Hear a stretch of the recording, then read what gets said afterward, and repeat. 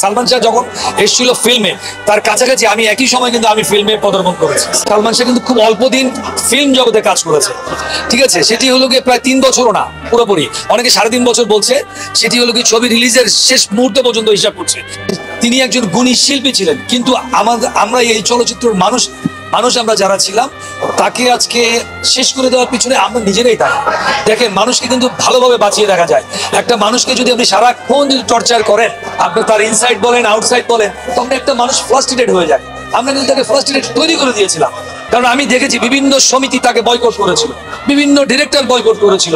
তার যে উস্তাদ সোহান ভাই, যে আমার যে উস্তাদ ছিলেন, আমি তো একসাথে কাজ করেছি, তিনিও একসময় বয়কট করেছেন। দেখেন, একটা মানুষের কিন্তু ফ্রাস্ট্রেশন, এই ফ্রাস্ট্রেশনের কারণে কিন্তু মানুষ কিন্তু অনেক কিছু মানে জীবনে ঘটে যায়। তো আমি একটি কথাই বলবো যে আজকে যে জিনিসগুলো তোলপাড় হচ্ছে, অবশ্যই একটি সত্যের বিচার হবে।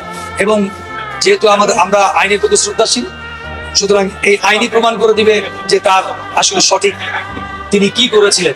তিনি আসলে সত্যিকার অর্থে সুইসাইড করেছেন নাকি তাকে কেউ মেরে ফেলেছে, অবশ্যই একদিন না একদিন এটা উদ্ঘাটন হবে এবং এটার সঠিক বিচার হবে, এটা আমি বিশ্বাস করি।